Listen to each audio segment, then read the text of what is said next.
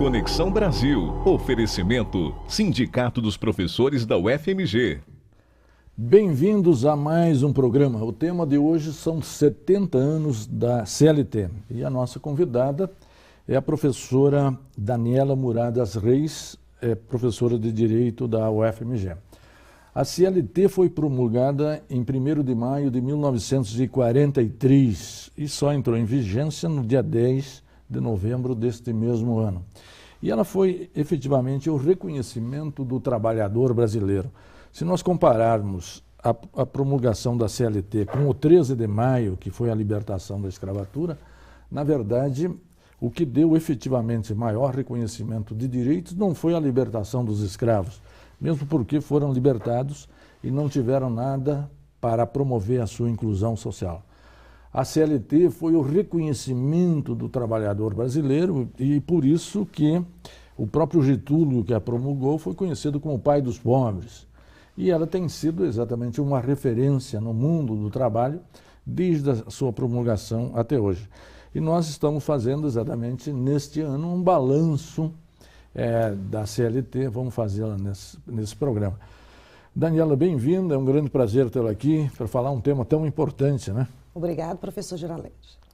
Podemos efetivamente dizer que a CLT hoje é um patrimônio do trabalhador brasileiro, professor? Eu não tenho dúvida.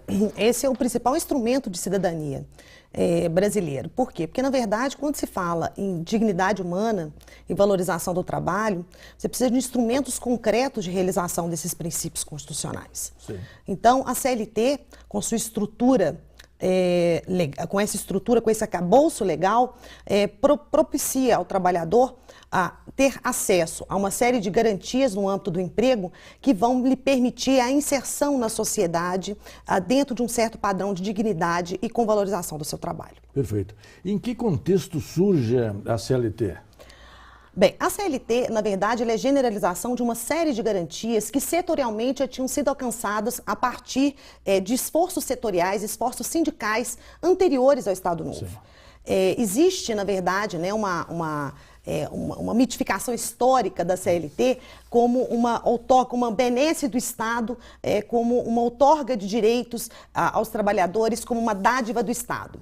E, na verdade, o que se sabe é que, historicamente, isso não é a realidade. A realidade brasileira é que, na verdade, movimentos sociais, eles já existiam, os movimentos setoriais, os setores da sociedade, do mercado de trabalho mais organizado, já reivindicavam, através de greves e outros instrumentos de pressão, né, a aquisição de algumas garantias trabalhistas que foram paulatinamente sendo generalizadas no mercado de trabalho. E a CLT vem e universaliza, se bem que universaliza em termos, porque a princípio ela não tinha aplicação aos domésticos, bem como aos trabalhadores rurais. Mas de qualquer forma, veja, nós podemos pensar que nós estamos em duas circunstâncias bem diferenciadas, né? De um lado era uma ditadura e do outro lado o Brasil estava em guerra. Se nós compararmos a CLT, por exemplo, com a reforma agrária, que nunca aconteceu, eu quase diria, conhecendo exatamente o conservadorismo da sociedade brasileira, que se não fosse a circunstância de uma ditadura e nós estarmos em guerra, nem a CLT ela teria sido promulgada, porque na sua promulgação ela já anunciava que esses direitos, embora fossem restritos no seu início, eles seriam estendidos mais cedo ou mais tarde aos demais trabalhadores. A circunstância da ditadura e da guerra não tem, digamos, um peso exatamente na explicação da CLT e do impacto que ela terminou tendo na sociedade e também a diminuição das resistências pelos setores dominantes. Claro, claro que tem. Em primeiro lugar, nós temos que lembrar que a criação, a consolidação das leis do trabalho foi uma tática, vamos dizer, quase que bonapartista do Estado Novo para a cooptação de massas. E também há interpretações históricas no sentido de que uma legislação do trabalho ela é também uma forma de recompensa para aqueles trabalhadores que estavam no fronte de guerra. Mas, de qualquer maneira, nós temos que perceber que atrás da CLT existe também, há leituras históricas de que havia uma grande concertação para o salto de industrialização brasileira. Claro. Porque, na verdade, estabelecer um conjunto articulado de garantias para os trabalhadores urbanos, para permitir o êxodo rural, ou seja, para atrair a massa populacional para os centros urbanos. E, portanto, a desproteção no campo, né, e a proteção vigorosa na cidade foi uma forma, na verdade, de arregimentar trabalhadores que eram necessários naquele momento para o salto de industrialização brasileira. Então, existem leituras históricas no sentido de uma concertação entre uma elite industrial, né, e o governo com a sua visão bonapartista de controle de massas, né, querendo figurar como pai dos pobres, e a elite, por sua vez, interessada em atrair para os centros urbanos um número maior de trabalhadores. Temos que lembrar que antes do Estado Novo, o Brasil era um fazendão. Então, evidentemente, isso acaba atraindo cria uma mobilidade rural, né, campo, cidade, que é, evidentemente, indispensável para a criação da grande indústria no Brasil. Nesse momento, 75% da população brasileira vivia no campo. E, a partir de 30, com a crise de 29, sobretudo, a fragilidade da economia brasileira, o Estado adota uma política industrialista. E, nesse sentido, veja, o controle entre a administração, digamos, entre o capital e o trabalho, foi também uma estratégia positiva de você implementar exatamente a industrialização com iniciativa induzida pelo próprio Estado. E dizem que essa indução do salto de industrialização brasileira, da criação da indústria brasileira, ela também era do interesse, vamos dizer assim, da elite rural, porque à medida em que se esquece o trabalhador do campo, ou só na década de 60, né, isso permitiu, vamos dizer, estruturar uma política agroexportadora baseada, na verdade, na precarização do trabalho humano. Claro. Então, isso, a um só tempo, interessava a elite industrial, como também era, era do interesse, vamos dizer, do patronato rural. Nós podemos até pensar que o governo Vargas, embora estivesse numa ditadura, não teria forças suficientes de estender a CLT aos trabalhadores rurais, porque aí você ia provocar propriamente uma revolta dos setores dominantes que dominavam propriamente o campo. Na verdade, essa concertação política, ela fica muito clara quando a gente percebe que a primeira construção de legislação rural, ela surge exatamente no período vamos dizer, já no momento democrático, né? Num período onde não existia mais as estruturas iniciais da construção, vamos dizer, universalizada da legislação do trabalho. O Estatuto do Trabalhador Rural, ele surge em 1963. Claro. Então, isso mostra claramente que, na verdade, o momento político, né, democracia e ditadura, ele é importante, inclusive, para fins de, vamos dizer, criar, vamos dizer assim, contrapesos dentro da própria sociedade e nas relações no campo, que permitiram, na verdade, a construção dessa legislação de proteção dos camponeses, dos trabalhadores rurais. Ok, no segundo bloco nós vamos trabalhar a CLT regulamentando o sindicalismo e os demais direitos dos trabalhadores brasileiros. Um instante só, voltaremos já. Interconexão Brasil. Oferecimento Sindicato dos Professores da UFMG. Estamos de volta. O nosso tema são 70 anos da CLT. No primeiro bloco nós colocamos o contexto histórico em que surge propriamente a CLT. São direitos conquistados pelos trabalhadores e estendidos pelo governo Vargas aos demais trabalhadores, mas sempre circunscritos aos trabalhadores urbanos. Deixamos para esse segundo bloco exatamente examinar internamente a CLT. Como a CLT controlava e regulava o sindicalismo brasileiro? Bem, a estrutura sindical brasileira, que surge no Estado Novo e até hoje permanece, ela é baseada nos princípios do chamado corporativismo. Né? Então, esses princípios reguladores, vamos dizer, né, da estrutura corporativista, elas atuavam e até hoje atuam no Brasil. Bem, a base da CLT era, na verdade, do ponto de vista da estrutura sindical, a existência de um sindicato único, representativo de uma categoria ou categoria profissional diferenciada, ou mesmo categoria econômica. Então, portanto, a ideia era reunião dos trabalhadores que exerciam, né, uma atividade ou que estavam inseridos no mesmo setor de atividade econômica dentro de um único sindicato. Ao nível do município, né? Isso. Na verdade, a base territorial municipal mínima foi estabelecida na Constituição. A CLT originalmente permitia o sindicato único até mesmo dentro do distrito. Então, a base territorial mínima municipal ela vem com a Constituição de 88. Antes disso, era possível a organização distrital, municipal, intermunicipal, estadual, interestadual ou nacional. Então, mas o sindicato, uma vez registrado o sindicato, não poderia existir um outro sindicato. E esse sindicato era altamente controlado pelo Estado. Sim. Né? Como é que se dava esse controle? Porque, primeiro, pelo próprio registro, não era? E depois, posteriormente, na vida ativa do sindicato? Além do controle na criação do sindicato e a proibição de criação de mais de um sindicato que representa a mesma categoria, nós tínhamos outros instrumentos também de controle, não só dos dirigentes, ou seja, daqueles que poderiam ingressar no sistema ou que administrar a atividade sindical. Na verdade, existia atos do Ministério do Trabalho, enfim, de interferência direta na condução, na vida e na dinâmica do sindicato. E, além disso, também existia vamos dizer, uma rígida estrutura legal para o financiamento, a aplicação das receitas e as próprias dinâmicas e atuação do sindicato. Então, por isso, através da lei ou através da atuação administrativa, o sindicato ele estava preso e figurava quase como um braço do Estado nesse momento histórico. Isso muda um pouco a Constituição de 88, que estabelece o princípio da autonomia sindical e, portanto, proíbe a intervenção, a ingerência do Estado e do patronato na administração do sindicato, mas ainda alguns outros pilares do sindicato corporativo permanecem no nosso sistema. O sindicato único, o imposto sindical, né, que é chamado de contribuição sindical obrigatória, enfim, e outros elementos que são tipicamente construídos dentro do regime corporativo, ainda permanece como um grande paradoxo da Constituição de 88. Perfeito. Quando que a CLT é estendida depois para os outros trabalhadores? Sobretudo que ela começou como reconhecendo os direitos dos trabalhadores urbanos e industriais, não é isso? Como é que ela é estendida para os trabalhadores rurais e depois para as domésticas, né? Bem, com relação à extensão da categoria rural, né, os trabalhadores rurais, o primeiro estatuto que veio regulamentar os rurícolas no Brasil foi o Estatuto do Trabalhador Rural em 1963. Perfeito. E ele estabeleceu um conjunto de garantias importantes e, de fato, revolucionários para aquele período.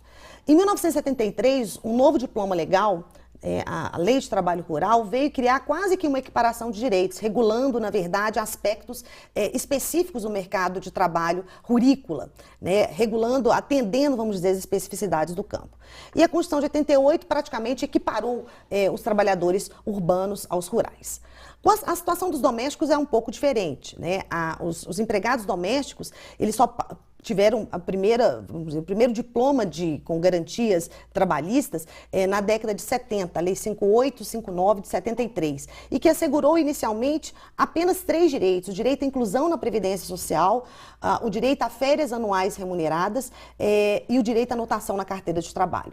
A Constituição de 88 deu um salto e estabeleceu uma série de garantias através do artigo 7º, parágrafo único, mas sem equipará-los aos empregados urbanos e rurais. E mais atualmente, na aprovação da PEC 478, a emenda constitucional número 72, ela, vamos dizer, equiparou os direitos dos trabalhadores urbanos, rurais e domésticos, mas ainda depender da regulamentação de alguns desses direitos por via de legislação específica. A CLT tem sido considerada uma legislação trabalhista de relativa estabilidade, sobretudo com as mudanças da legislação que nós temos no Brasil.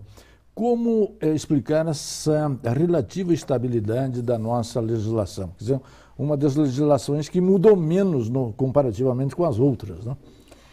Bem, em primeiro lugar, você tem um problema político, né? À medida em que a legislação do trabalho ela é considerada um patrimônio de cidadania, as alterações nesse regime de trabalho, evidentemente, elas acabam gerando grandes discussões políticas. Na verdade, vários governos, inclusive governos democráticos, já pensaram em modificar a legislação do trabalho e sempre encontram resistências, ou no próprio Congresso Nacional, ou na sociedade, ou nos especialistas para essa mudança. Ou nos próprios movimentos dos trabalhadores, né? E, na verdade, a CLT, vamos dizer, embora parecendo uma senhora de 70 anos, ela tem, vamos dizer, uma relativa jovialidade. Por quê? Porque, na verdade, o intérprete dessa legislação pode atualizar o sentido da norma.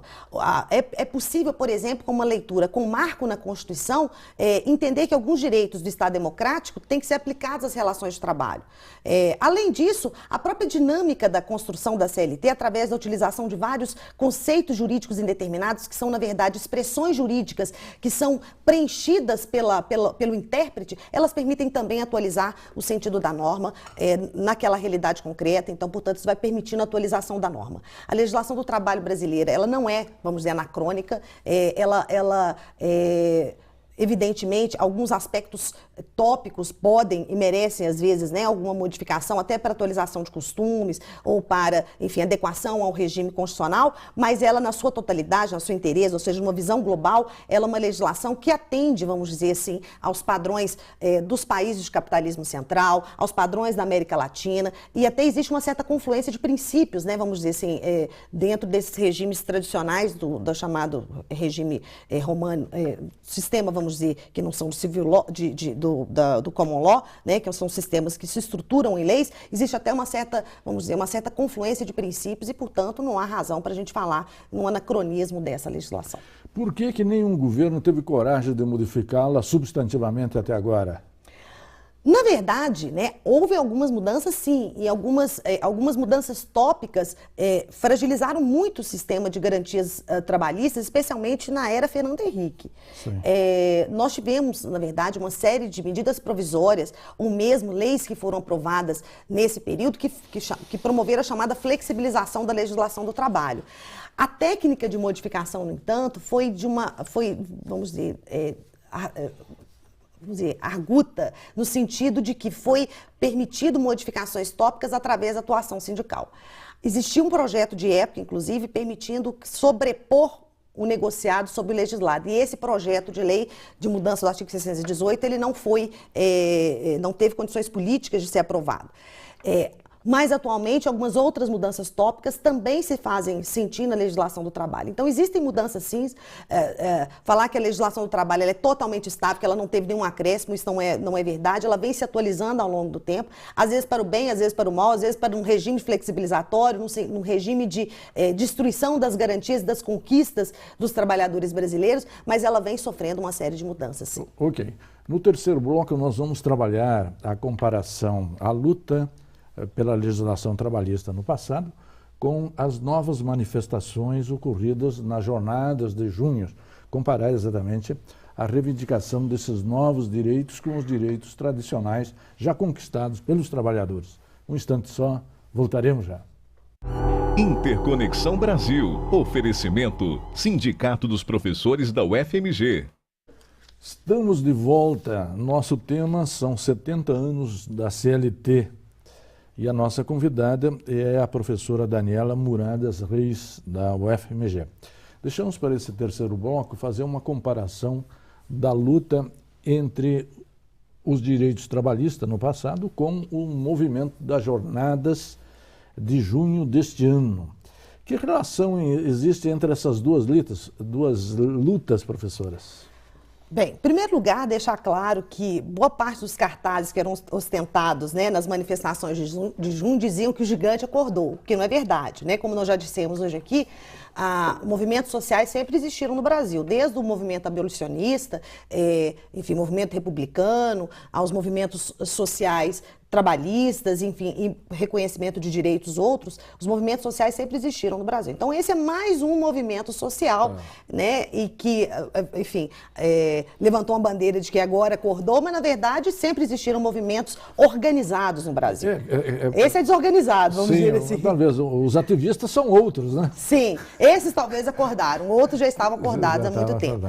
Bem, a pauta reivindicatória foi bastante ampla, né? Diz a pesquisa Vox Populi e a pesquisa do Ibope que a maior parte dos manifestantes preponderava nas manifestações a classe média, né? Os filhos da classe média, né? Ou seja, eram jovens estudantes de classe média com renda entre 5 e 10 salários mínimos. E esses jovens... Classe média não vai mais ao paraíso, professor? Não, esses que acordaram nesse momento, eles reivindicavam, na verdade, preponderantemente, melhoria de serviços públicos. E essa é uma pauta que tem transversalidade, vamos dizer, com as pautas tradicionais reivindicatórias trabalhistas. Por quê? Porque, na verdade, existem certos aspectos que estavam sendo lá demandados, certos aperfeiçoamentos de serviço público que tocam diretamente temas de direito do trabalho. Então, por exemplo, quando se fala no aperfeiçoamento dos sistemas de saúde, isso toca diretamente ao trabalhador. Evidentemente que o trabalhador ele quer ter um acesso melhor à saúde, inclusive do ponto de vista da segurança e do tratamento da saúde no trabalho. Mas, além disso, né, nós temos outros aspectos que também são... Só para explorar mais esse aspecto da saúde, por exemplo, a terceirização tem gerado muitas distorções e muitos, digamos, problemas de saúde nos trabalhadores que trabalham nesses setores, professor? Bem, é engraçado porque algumas das manifestações, especialmente as manifestações da classe trabalhadora, a greve geral do dia 11, tinha como pauta preponderante dizer não ao projeto de lei 4330, que é um projeto que está tramitando hoje no Congresso Nacional, que vai ser deliberado na Comissão de Constituição e Justiça agora em breve, agora em agosto, que propicia uma expansão indevida da terceirização. E a terceirização é um tema que afeta diretamente, por exemplo, a saúde. Sim, em primeiro lugar, maneira? Por quê? Porque os trabalhadores que estão submetidos à terceirização, em primeiro lugar, as atividades que são passíveis de uma terceirização são atividades de risco. Sim. Em segundo lugar, o índice de acidentalidade e de morte nos trabalhadores terceirizados ele é maior do que daqueles vinculados diretamente. E tem uma explicação básica. Sim, por quê? Porque existe, quem é, na verdade, o empregador do terceirizado não tem o domínio do local de trabalho. Então, todas as medidas de proteção, todas as medidas de formação e de utilização de equipamentos de proteção individual e medidas coletivas de proteção do trabalhador, elas ficam impactadas negativamente. Então, à medida em que ele não é o detentor, ele não é o controlador do espaço, ele tem, em primeiro lugar, uma política preventiva piores condições de informar e piores condições de prevenir. Então, por isso, o índice de acidentalidade, os índices de morte são claros. Existe uma relação de 5,5 vezes. Nas categorias que já foram estudadas, por exemplo, petroleiros, eletricitários, o índice de mortes pelo trabalho é 5,5 vezes ou mais maior do que daqueles que estão vinculados diretamente ao tomador de serviço. Quem paga por isso? Porque nós sempre associamos terceirização com a redução de custos do Estado. Na verdade, existe um lema, né? Na verdade, frases midiáticas que dizem que a terceirização é uma forma de redução do custo do trabalho. Redução para quem? Eu pergunto para quem? Por quê? De fato, ela precariza, em primeiro lugar, ela propicia lucros para quem está ali intermediando o trabalho, porque ela, evidentemente, é um mecanismo de rebaixamento de direitos trabalhistas. Mas, além disso, existe, na verdade, um custo residual que é transferido para a sociedade. Quando existem maiores... enfim, os índices de acidentalidade e morte do trabalho são maiores no campo da terceirização, isso acaba sendo suportado por quem? Pela sociedade. Pela sociedade. Pela Previdência Social. Então, se fizéssemos uma relação, a gente vai chegar à conclusão que os gastos com benefício direto da Previdência Social, quer por pensão por morte, quer por acidente, por auxílio-doença acidentário ou auxílio-acidente, quando existem danos permanentes, eles são maiores e os gastos hoje em dia, que são, enfim, absurdos e que comprometem tanto o PIB brasileiro, poderiam estar sendo destinados, por exemplo, para, enfim, o aperfeiçoamento do sistema de saúde. Além disso, tem um outro detalhe com relação à terceirização no campo da saúde. Existe um projeto, aliás, existe desde a Lei 2.250, do final do ano de 2011, ela permitiu a terceirização ampla no serviço público hospitalar. Na verdade, a pretexto de regulamentar a gestão dos hospitais universitários, ela tem lá nas suas disposições finais uma permissão ampla para aplicação no modelo no serviço que vai de ser, saúde. Inclusive, aplicado nos hospitais, das clínicas, das universidades federais. Exatamente. Esse modelo é um modelo, vamos dizer, de precarização do próprio serviço. Por quê? Porque a rotatividade, a falta de valorização, a quebra do regime jurídico único, tudo isso propicia, na verdade, um trabalhador com pior qualidade de prestação de serviço, e isso também impacta diretamente aqueles que estão se favorecendo do serviço público, ou estão recebendo o serviço público de saúde. Nós estamos no finalzinho do programa e uma das questões importantes da reivindicação foi a mobilidade urbana. Como é que essa mobilidade urbana tem a ver exatamente com a luta trabalhista, pelos direitos dos trabalhos e dos trabalhadores, né? Bem, o direito ao transporte público de qualidade também é é do interesse da classe trabalhadora brasileira. Bem, em primeiro lugar, com relação à redução do custo do transporte, isso vai impactar diretamente no custo do patronato.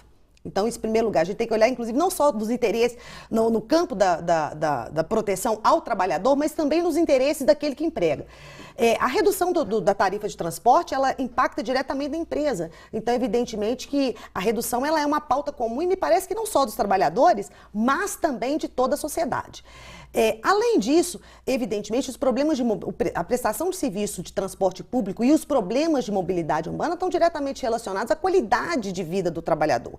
Se pensarmos que, dependendo da região, por exemplo, na região metropolitana de Grande Belo Horizonte, né, o tempo de duração de viagem, dependendo do local de residência do trabalhador, exige aí 2, 3 horas de deslocamento, isso acaba gerando, evidentemente, maior desgaste, evidentemente, que concorrendo com os desgastes de trabalho vai propiciar uma menor possibilidade do trabalhador se desenvolver ou ter um outro tempo, tempo de não trabalho, né, para, enfim, sua realização pessoal, sua realização de suas funções sociais e perante a família. Ok. Daniela, queria agradecer a sua presença aqui, seus esclarecimentos.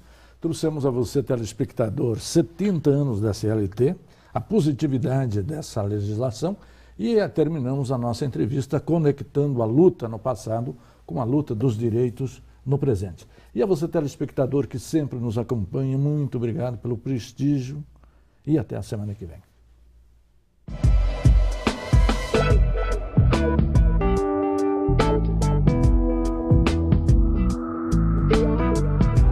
Interconexão Brasil. Oferecimento: Sindicato dos Professores da UFMG.